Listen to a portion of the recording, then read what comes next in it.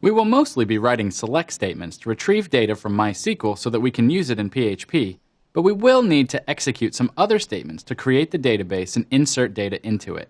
I've attached to this video a text file with those commands. Download that file and let's take a look at it. I have opened the text file that contains the SQL queries we'll need to get started with this project. The first command is create database. This will create a new database called Shirts for Mike. The second command switches over to the Shirts for Mike database so that all future commands will be executed against it. The third command is create table. This command will create a new table called products, and it will create a number of columns for name, price, and so on. The fourth command is insert into. This command will insert a row of data into the products table. You specify the names of the columns into which you want to insert this data first, and then you specify the values in a matching order. This command will create the red shirt, the first shirt in the catalog.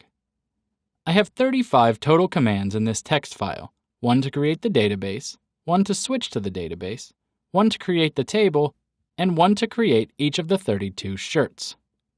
To put our products in the database, we'll need to execute all of these commands in a MySQL client.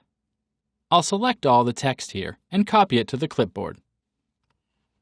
I'll be using PHP in this course, but you can use MySQL Workbench, the MySQL command line tool, or any other MySQL client to execute these queries. In PHP you would click the SQL window icon in the top left here. This opens a new window for SQL commands. Paste in all the commands here. As long as each statement ends with a semicolon, you can execute multiple statements at once. Click Go here to execute them all. Back in the main window, you can see that we have created one new database called Shirts for Mike. If I click on the database name, you'll see that this database has one new table. We'll store all the products in one table. Each column in that table will represent one piece of information about the shirts, the name of the shirt, the price, the path to the image, and so on. We can click on Browse to see the data. Each row in this table will contain one shirt. The table has 32 rows total, one for each of the shirts we had in our products array.